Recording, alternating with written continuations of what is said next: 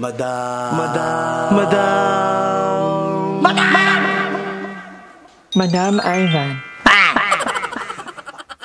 So, ayan, good morning everyone. Maglilinis tayo ngayon and nandito si RE nang magdadala ng mga damitan nila.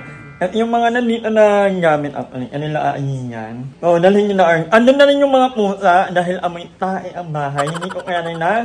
Gusto ko naman na may pusa. Kaya lang, yun nga.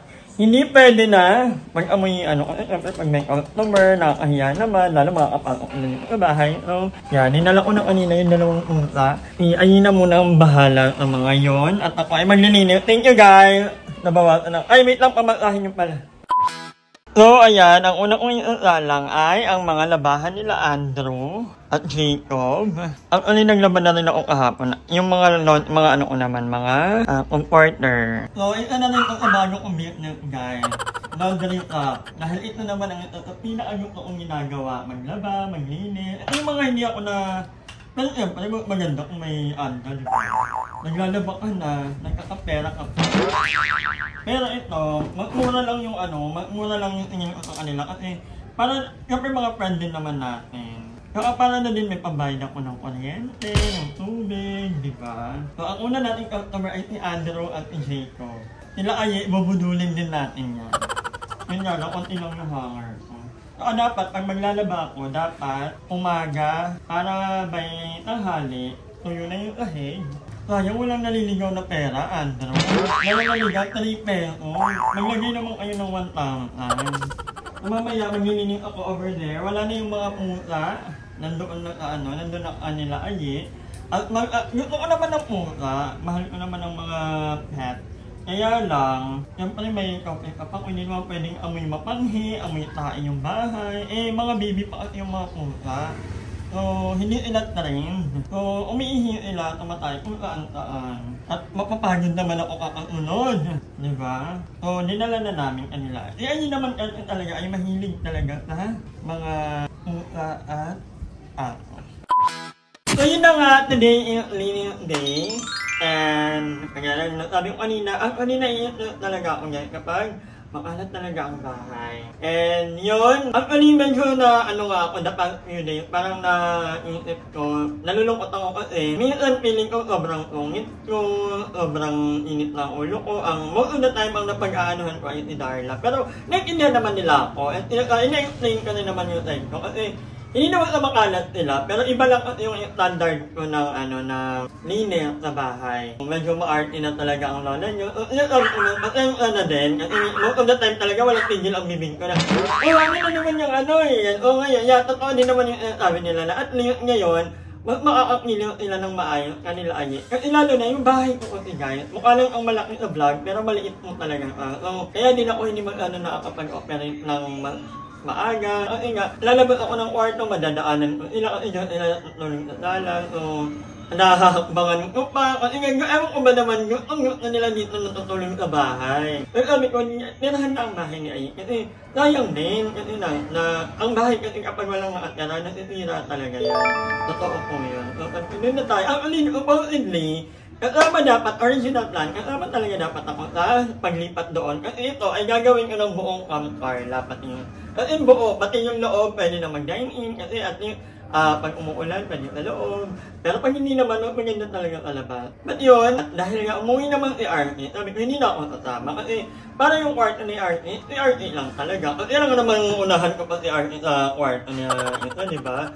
So, ako kasi gusto ko ng may privacy. So, sabi ko, sige, magkakalapit lang naman ang bahay namin. Actually, lahat yon walking distance lang.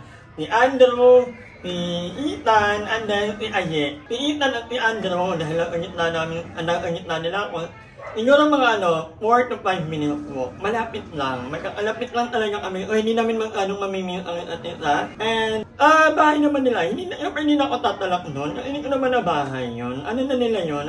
Different na nila yun kung anong gusto nilang gawin sa bahay nila. Bilang nakakatanda, ako pa rin yung mag-iingay talaga. At good thing na lang din talaga. Si Aye is very patient. Lalo na si Darla.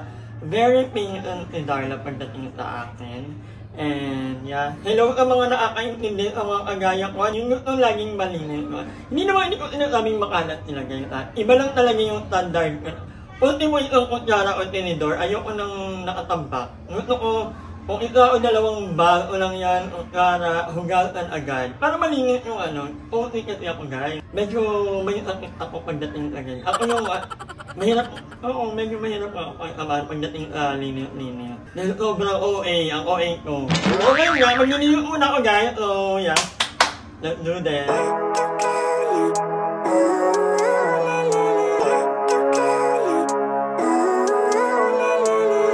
Living life, every day, late at night, not okay. All I want, and I pray, all I need are some better days. Fuck me, I'm looking in the mirror, so foggy, but I've never seen clearer. I don't really think anyone can save me, and honestly I'm not really sure I want saving. I like to be my own worst enemy. There's no risk if you don't try at anything, so I'ma just keep buying everything. See you in the next life, have to be a better me. I don't think that my head's on straight, gotta flip it and grip it and go and get an x-ray.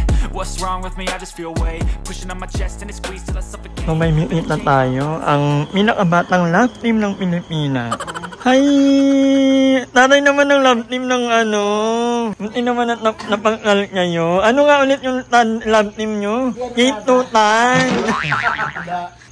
Iniwan ka ng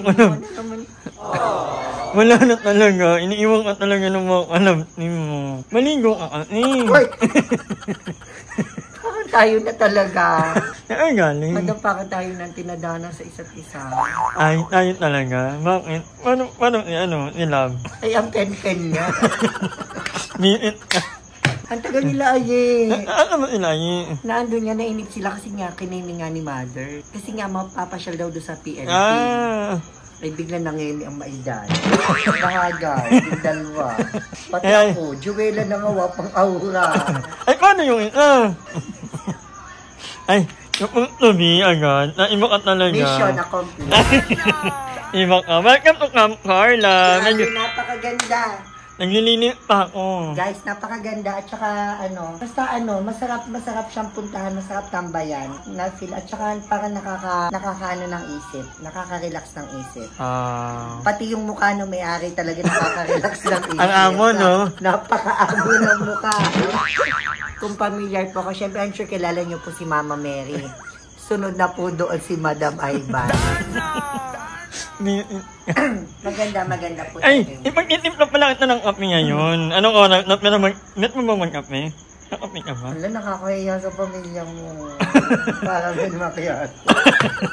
Wait lang. Salamat po, Madam. Thank you so much. Many hours later. So, ay mga kanger, natapos din akong maglinis ng bahay. Nakapag-inspect na ako lahat. And yan, nakapag-set-up na rin ako. Pwede po kayong pumunta. Yung mga nagtatanong po kasi paulit-ulit naman. Lagi po kasi kami open, 4 PM onward.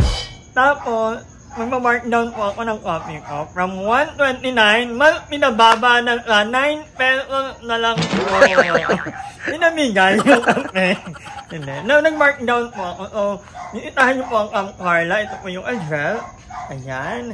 And, medyo nakakalungkot din pa. Hindi naman, medyo nakakalungkot din. Kasi inaano yung kunin maingay, magulo. Pero, ito na talaga ang hamon ng totoong buhay. Kailangan na nating harapin. So, nandun sila ngayon kanila Aye. And then, sila Andrew na kanila naman. Mother Ethan ang nag-video ngayon. So, medyo hiwa-hiwalay kami. Pero, yung naman, nakikita naman kami gabi or hapon bago ako mag-start. Pero yun nga, happy na rin ako kasi natirhan na ang bahay nila Aye. At nakabit, alam ba nila, nakabit na po yung TV.